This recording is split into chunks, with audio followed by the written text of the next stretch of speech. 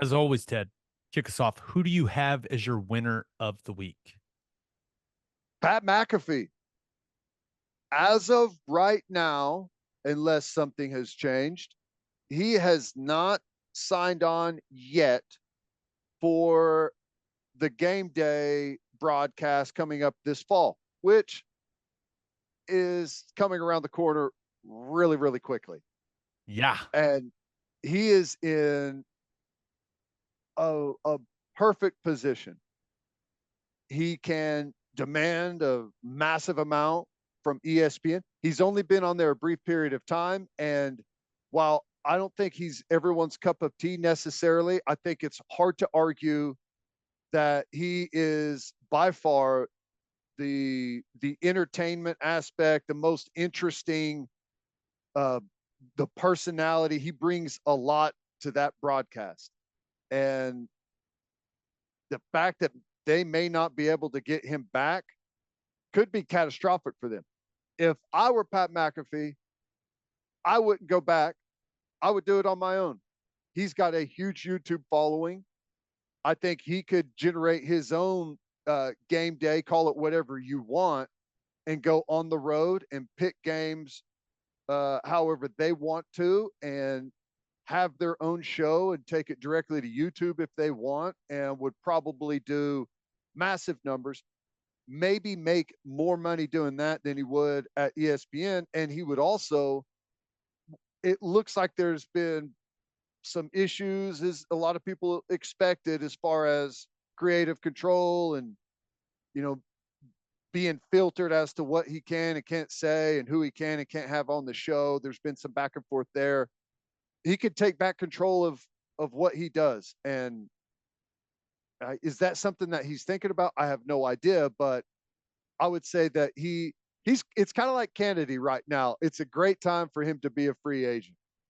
He has bounced around quite a bit throughout his media career, so I would not be surprised at all. But I I wonder if part of him is just looking at it going, yeah, game day's a massive deal. But they've got Saban now. Am I going to want to try to steal airtime from Nick Saban? I don't know if that's a factor at all, but is it possible that he could just be looking at the situation going, hey, the NFL makes more sense? Yeah, And perhaps. yeah, because, his weekends are consumed by all the travel for college football. I like what you were saying about him kind of traveling and doing shows from different locations. That's what our buddy Josh Pate does. And I think Mm-hmm. he's had a ton of success doing that. I don't know what the NFL rights fees would look like for him to do something that like that for the NFL, but maybe that's a more lucrative avenue for McAfee is leaning more into the NFL side of things than the college football side. But I don't know. That guy seems to be able to kind of do whatever he wants. So I am Well, interested to see what ends up happening.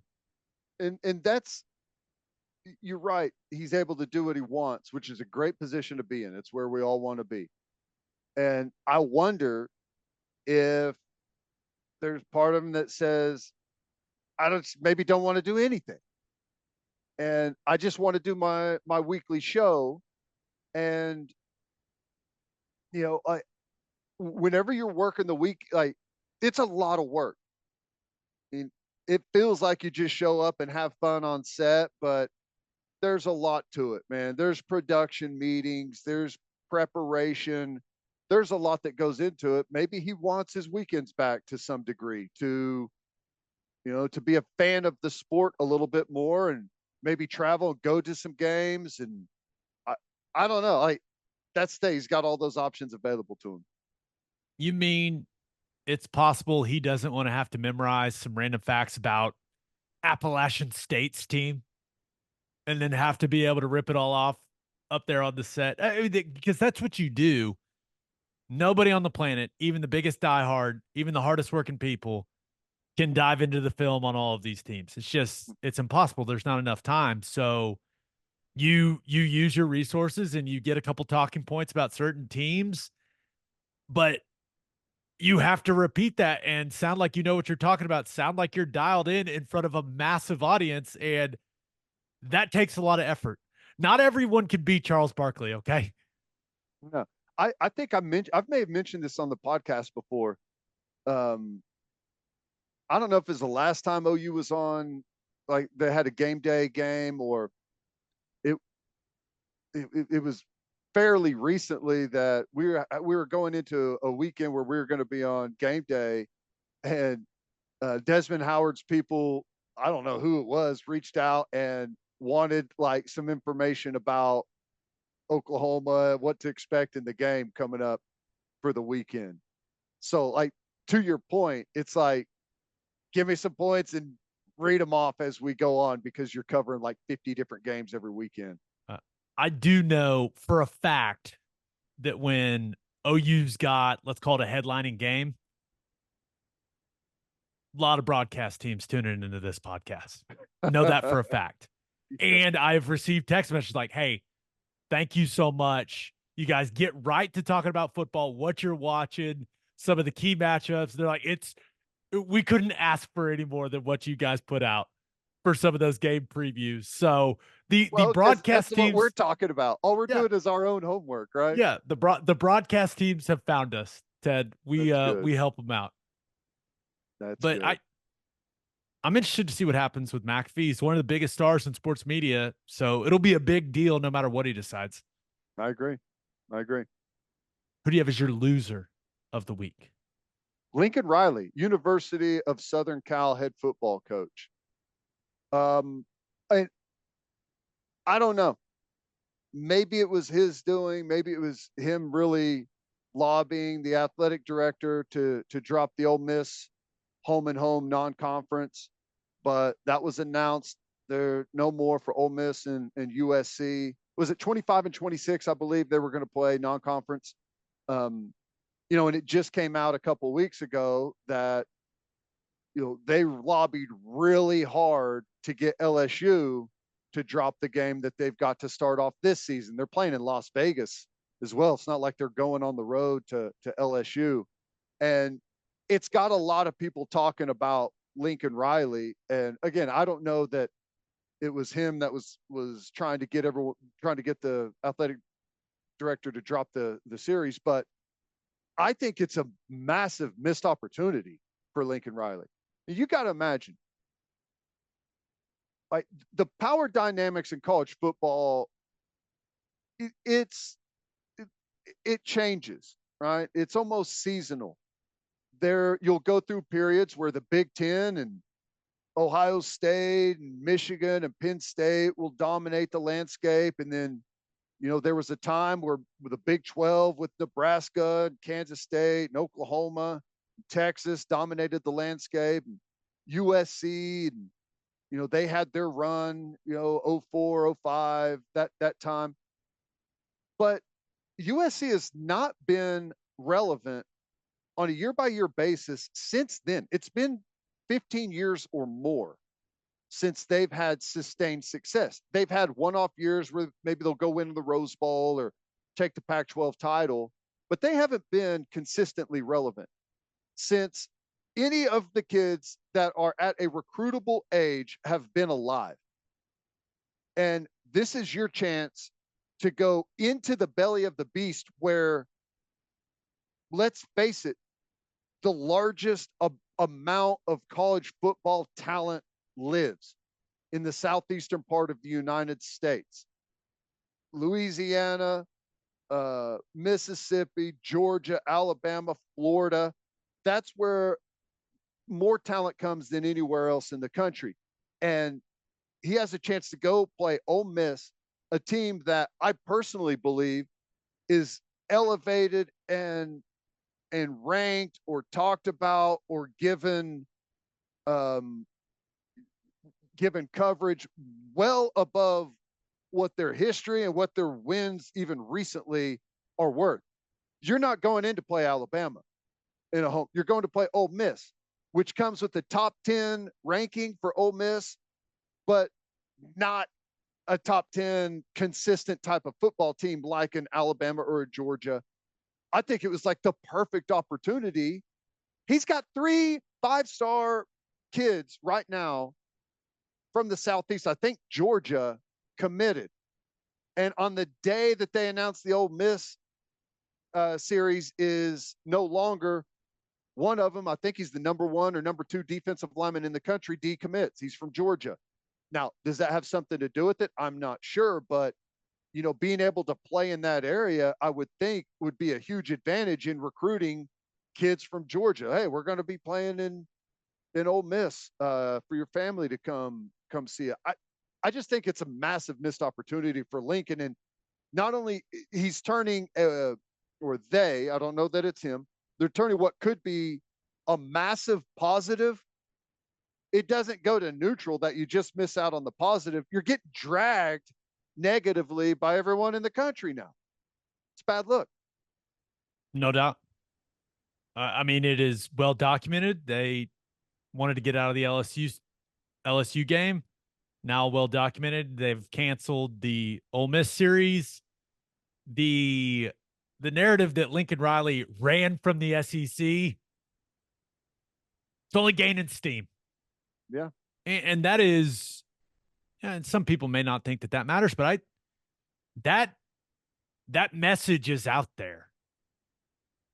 And you mentioned it, Isaiah Gibson, 5-star edge, 6'5", 260, Warner Robins, Georgia, decommits. Number 1 edge in the 2025 class. Mm-hmm. That just happened to happen on the same day. The reason I think it is a miscalculation is I don't think Ole Miss is going to be very good in 2025. They have gone all in on putting together the roster that they've got in 2024.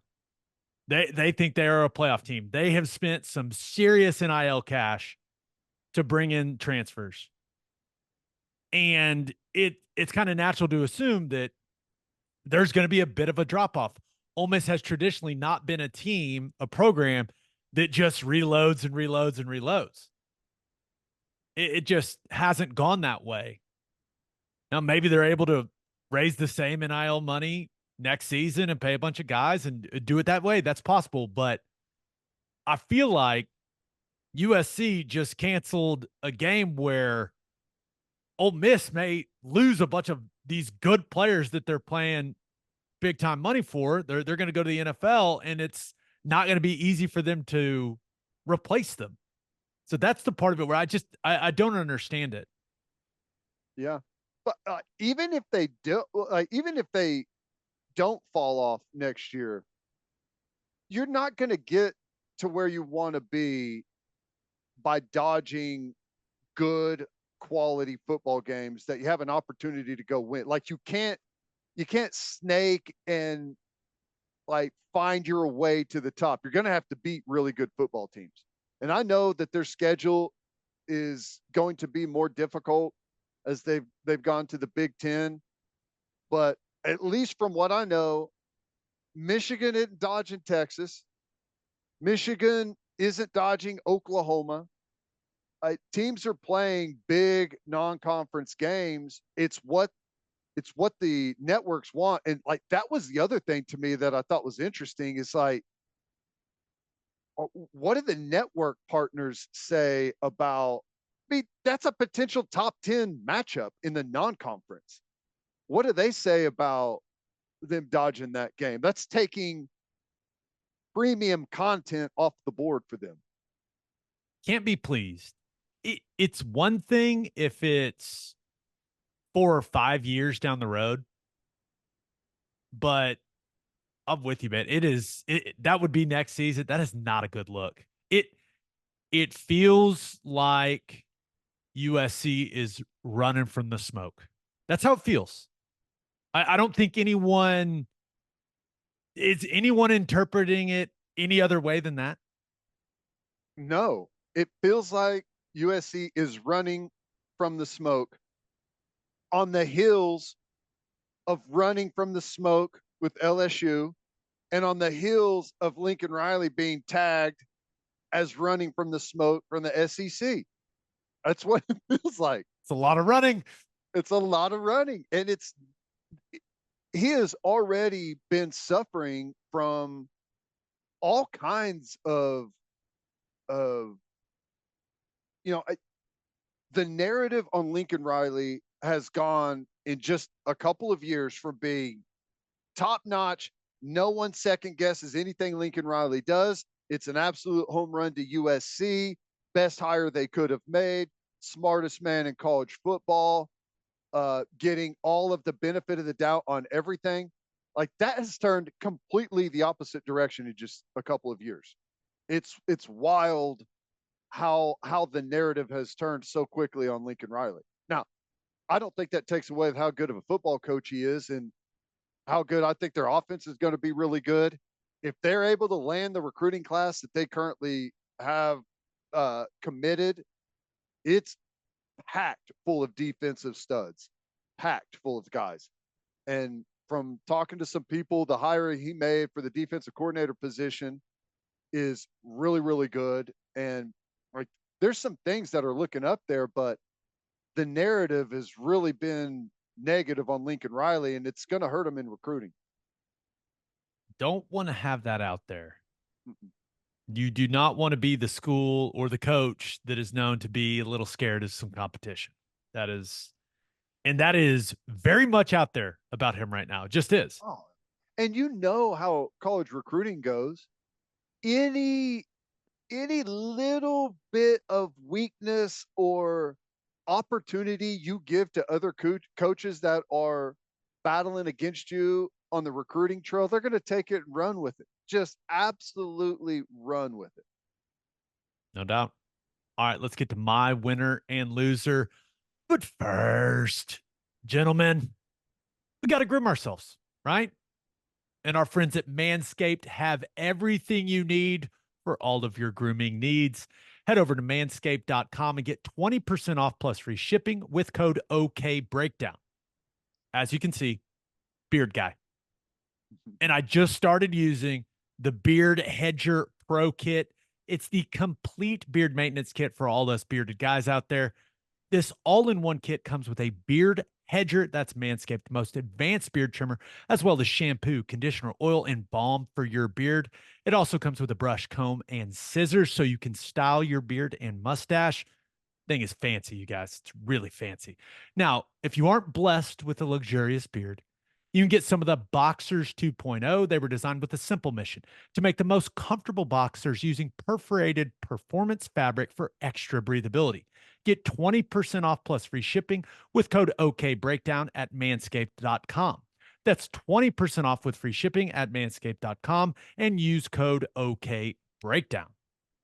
And head to opolisclothing.com for our podcast merchandise and the best OU gear out there. That's OPOLIS clothing.com. Use promo code TED, TED, for 10% off. That's opolisclothing.com. Use promo code TED for 10% off. Buttery soft and 10% off. My winner of the week, the Boston Celtics. Best team by a large margin in the regular season. They steamrolled through the Eastern Conference to get to the finals. Yeah, a bunch of teams they played had guys injured, but injuries are part of the game. And then they steamrolled the Dallas Mavericks to win the title. A dominant performance in Game 5 to win the franchise's 18th championship. Ted, pretty impressive stuff from the Boston Celtics. The NBA Finals did not feel particularly close at all. Crazy, wasn't it? It was boring. It was boring, right? The conference finals and then the NBA finals were a pretty massive letdown. Which, sometimes some years that's going to happen. But don't let that get in the way of how good the Boston Celtics were. And they put it together. Really good team, well coached. I didn't know hardly anything about Missoula going into this still, and I've learned a lot from him and been down the rabbit hole of press conferences and in coaching huddles and stuff. And I absolutely love the guy now. So if the NBA Finals, you love the guy that likes to get choked to nearly where he passes out. Yeah. Oh, I'm shocked. he is a psycho, and I love it. Some of his interviews he's done on podcasts are, dude, they are incredible. Yeah, he's I didn't know anything about him previously, so and there's probably a lot of people out there like me that have probably learned more about some of these players, throughout the players and coaches throughout the finals. So that was accomplished because isn't it a weird time in the NBA right now? There's like a massive like star power transition going on. Um, I would say like to the casual like non NBA fan that may tune in for the playoffs and for the finals just to kind of see what's happening. There's a lot of names that just aren't like big. It's not LeBron James and Kevin Durant, and Steph Curry names that are there. So I think it was an introduction to a lot of those guys, and it may take a little bit for this new carousel of young stars to gain like because the NBA was like the greatest soap opera on the planet for like a decade with all of the drama and moving pieces and all of that. And we're going to have to get some character development, I guess, so to speak, from some of the young stars. I do think that, free agency and all that stuff and the drama, like you're talking about, it's become such a large part of the NBA to where it's almost taking away now from the on-court product. And I think It the makes NBA sense. needs to address that because Yep. for whatever reason, the NBA finals, I saw a lot of people saying like it didn't feel nearly as big as it Big. should, nearly as important as it should. So I think Adam Silver and the decision makers in the league, I think they need to put a lot of time and a lot of resources into making the focus of the league like what is going on the court. But people love the drama, man. Ultimately it's an entertainment product. But yeah, I think that's something the league has to address. Kind of like um kind of like Kennedy, kind of like Pat McAfee. It may be a really good time for Shaq and Chuck and those guys to be free agents.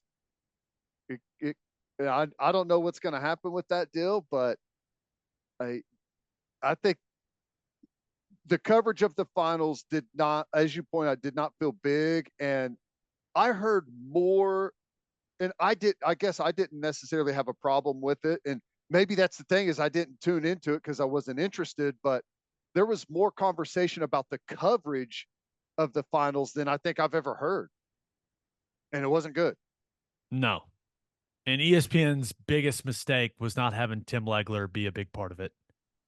I think he is, and it sounds like he's about to be a free agent too. Yeah. Now, I would anticipate ESPN retaining him, but it does seem that I think he is the best in the business when it comes to breaking down some of the key plays, what's going on in the game, and putting it in easy, understandable language for the common fans. So I was a little disappointed that he wasn't part of the coverage really at all. Now he's on Sports Center with SVP, and he does an incredible job breaking down all that stuff. But I think it was a miss by ESPN ABC to not have him there to drive a basketball conversation. Like when I watch a pregame show or a halftime show as a sports guy, I want to feel like I'm learning something. I just I don't want people to just yell. Like I want to feel like I am like someone's teaching me something, point some things out I can watch for the game. Like that's what I want as a, kind of a casual basketball fan. And there wasn't much of that going on. No, you want it to be entertaining and informative, Right. and what that balance is, it just kind of depends, right? On a given night, that's what makes the group at TNT so good. On a given night, it could be all entertainment and not much substance, and then on another night, it could be really serious and there's a ton of substance there and a ton of breakdown. And It's hard to replicate that. It really is, and it's dramatically apparent how difficult it is to replicate. Yeah. A couple thoughts on the finals in general. Don't be distracted by Jason Tatum's weird post game behavior, like just basically just plagiarism of multiple lines. I don't know what his strategy was there, but he was really good in Game 5. I didn't think he played particularly well in the series, but the fact that they were able to handle business so easily with him not being great, I think it just speaks to how solid that team is. Drew Holiday is an absolute dog. The guy's just a winner. Give me that guy on my squad any day. Was happy for Jaylen Brown. I, I I think he made things tough on Luka throughout the series. Thought he was a deserving NBA Finals MVP. Derek White, pretty unfortunate to chip your teeth when you're about to take all the pictures after winning the title. Just kind of a bad break, but he was awesome. I Luka will catch some heat for not being great in the series and for the series not being that competitive, but that dude is so good, and he was the reason they were there. So that's just it. It is what it is. But as a Thunder fan, my main takeaway from the finals is just you can build it around a couple guys, right? Boston, they built this thing around Brown and Tatum, and they had some ups and downs, man. I mean, they went through it. They had some disappointments, but kind of stayed the course, building around those two guys, assembling pieces around those two guys. Now they spent a ton of money on their roster this year, and the Thunder are probably going to have to do that at some point to maximize the talent of this team. But when you consider having Shea and J-Dub and Chet and what the future could look like for the Thunder building around those guys, I think the way that Boston has gone about it, it's a pretty solid blueprint of what you can accomplish, and that you don't have to be overly drastic in the moves that you make. You just have to have a little patience. So I was I was really excited to see a team with two kind of homegrown stars that they built around. They stayed the course and they were able to reach the mountaintop. Man, I think it was, I don't know, as a Thunder fan, I came out more excited about the Thunder that Boston won. I don't know if that's strange, but it's just how I felt. It does. It, at least for me, it does make me feel like, even though it was a dominant win by Boston, it really was. I guess I don't know. They've got a bunch of really good players, but I didn't feel like there's one guy or two guys that are like LeBron James dominant or Steph Curry dominant. Really good players, but it doesn't feel like the league is going to be theirs because of how good they are until another star of that caliber comes around. I just didn't feel that way. I felt like the star power with Oklahoma City over the next couple of years could be pretty equal to that. Now, role players and all that stuff, obviously has to come along, but maybe it's dumb of me, but I'm kind of like you. I feel closer to a championship after watching Boston destroy the team that beat us I somehow. I don't know. It's weird. Well, it sure would have been nice if PJ Washington shot the three the way that he did in the finals. It really, the way he did against every other team that they played in the playoffs other than Oklahoma City. That would have been nice. That would have been nice. What the hell, PJ Washington? Damn it. But you look at the Thunder and you look at Boston. Shea's better than Tatum. I think J-Dub has, you know, every ability to be a better player than Jaylen Brown. And then I think Chet has the potential to be better than Porzingis. I the future's incredibly bright in Oklahoma City. It just you just never know if it's all going to come together. Yeah. And you also look at the path of Boston, and we talked about this as the playoffs were starting.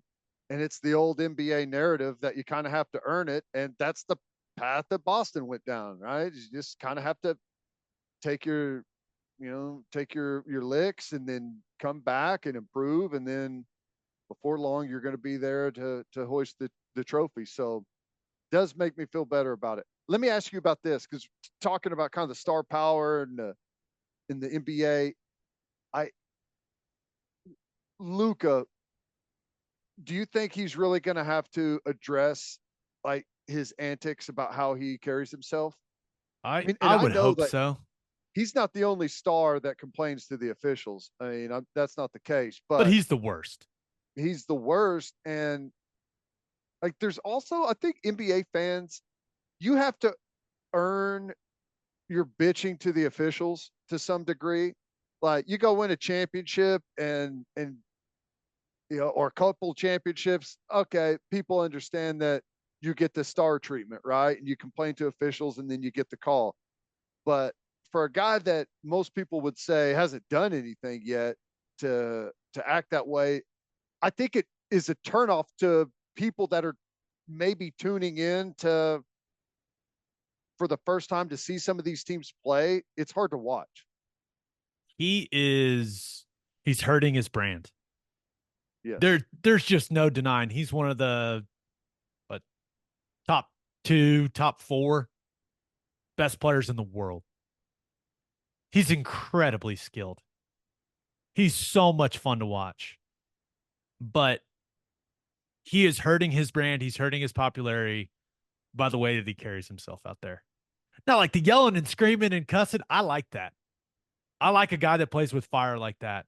But the constant complaining, I think it's taking away from his game.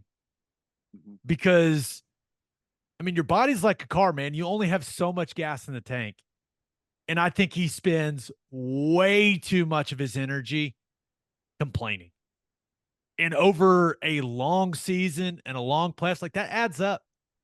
It takes a toll.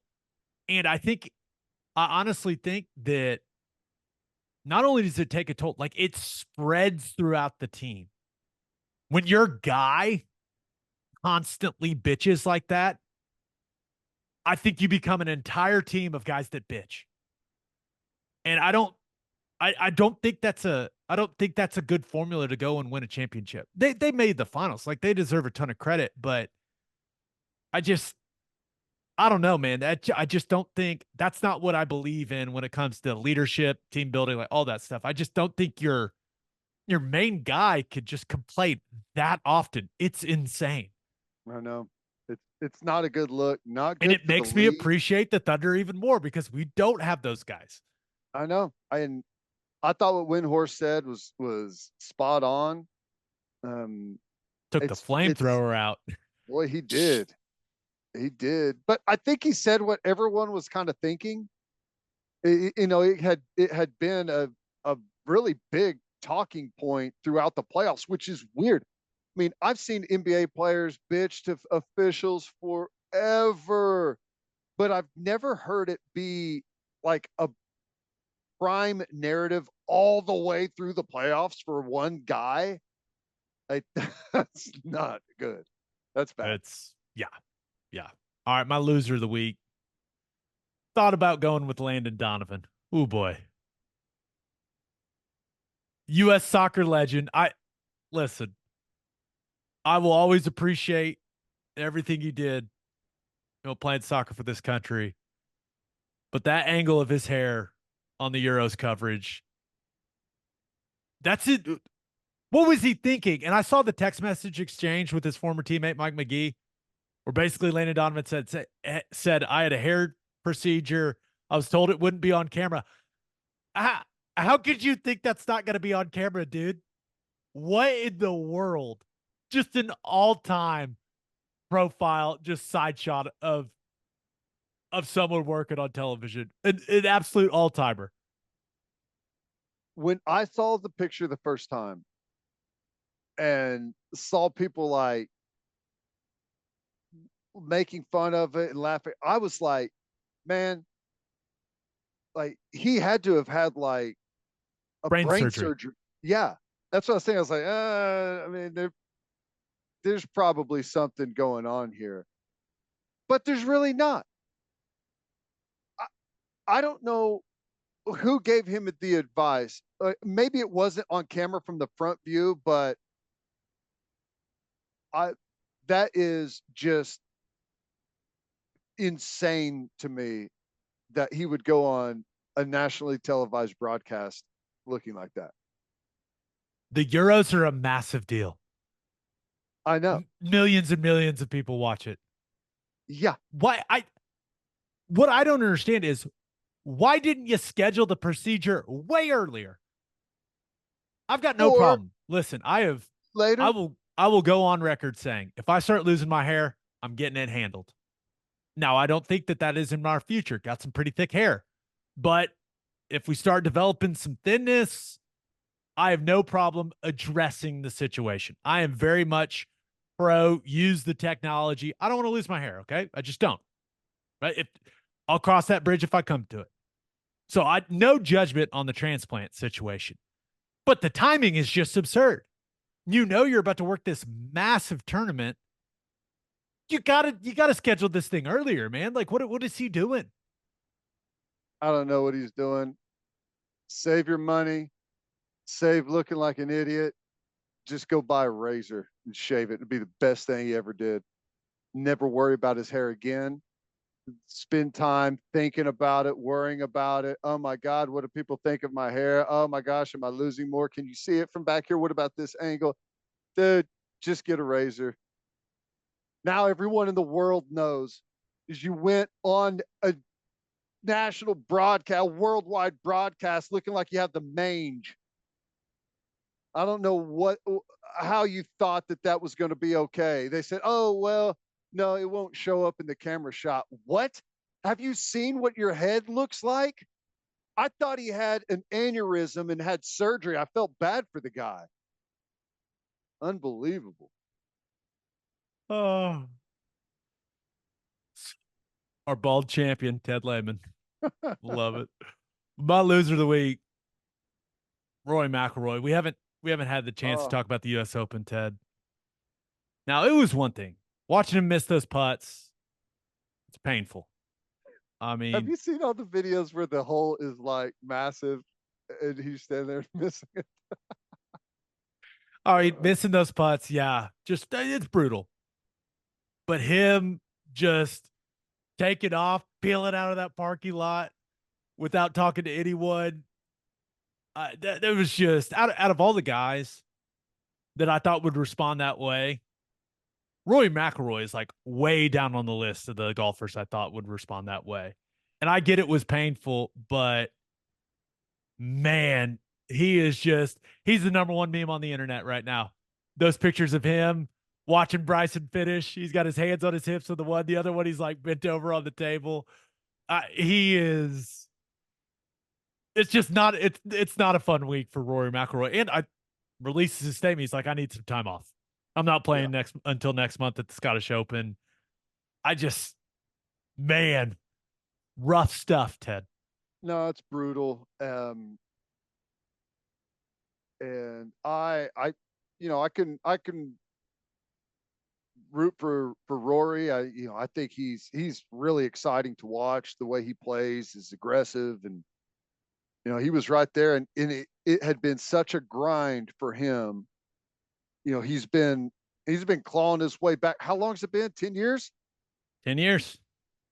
10 years since he won a major, and he's had some ups and downs along the way. Had to reinvent his game and go back to the drawing board several times, and it was there. It was in his hands, and that that stat, he was what, 496 of 496 leading up to that, inside 4 feet or 3 feet, whatever it was, is just incredible. And it's I'm not saying they're easy putts, like Lord knows I wouldn't make them, but that those misses were the pressure of the last 10 years culminating into the back nine on Sunday is what that was, and was not great to watch. But I will say, um, I've recently become somewhat of a fan of Bryson DeChambeau, and I was happy to see him win it. I thought that was awesome.